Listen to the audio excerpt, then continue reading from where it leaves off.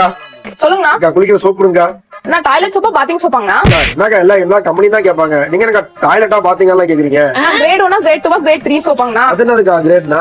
அண்ணா இதெல்லாம் தெரிஞ்சுக்கணும்னா முதல்ல சப்ஸ்கிரைப் பண்ணி ஃபாலோ பண்ணிக்கோங்க. ஸ்கின் டைப் என்னன்னே தெரியாம ஆயுர்வேதிக் ஆன்டிசெப்டிக் சோப்பை நம்ம யூஸ் பண்ணா நம்ம ஸ்கின் ப்ராப்ளம் வரது இல்லாம ஸ்கின் பிளாக் ஆகிறதுக்கு சான்ஸ் இருக்குங்கண்ணா. அது மட்டும் இல்லாம சோப்போட டிஎஃப்எம் லெவல் எவ்வளவு என்னன்னே தெரியாம நீங்க யூஸ் பண்ண கூடாதுங்கண்ணா. அதை பத்தி சொல்ல தெரிஞ்சுக்கிறீங்களா? டிஎஃப்எம்னா டோட்டல் ஃபேட்டி மேட்டருங்கண்ணா. இது எல்லா சோப்லயும் பேக் சைட்ல டிஎஃப்எம் லெவல்ல மென்ஷன் பண்ணிருப்பாங்கண்ணா. இத 3 வகையா பிரிக்கலாங்கண்ணா. Grade 1, grade 2, grade 3. TFM 75 to 80% இருக்கிறதாங்கண்ணா கிரேட் 1 சோப்பு. இது எல்லா ஏஜ் மக்களும் யூஸ் பண்ணலாங்கண்ணா. நெக்ஸ்ட் டிஎஃப்எம் 70 to 75% இருக்கிறதாங்கண்ணா கிரேட் 2 சோப்பு. இதுதாங்கண்ணா டாய்லெட் சோப்பு. இதுல கிருமிகளை அழிக்கிற தன்மை அதிகமா இருக்குங்கண்ணா. அதனால சாஃப்ட் ஸ்கின் காரங்க யூஸ் பண்ண முடியாதுங்கண்ணா. டிஎஃப்எம் 65 to 70% இருக்கிறதாங்கண்ணா கிரேட் 3 சோப்பு. இதுதாங்கண்ணா பாத்திங் பாரு. இது எல்லா ஸ்கின் டைப் இருக்கிறவங்களுக்கு பொருந்தாதுங்கண்ணா. இதை நீங்க பார்த்துதான் வாங்கணும். அதனால சோப்பு வாங்கும் போது விளம்பரத்தை பார்த்து ஏமாந்து வாங்காதீங்கன்னா. உங்க ஸ்கின் டைப்புக்கு எது செட் ஆகுமோ அதை பார்த்து நீங்க வாங்குங்க. Okay, thank you.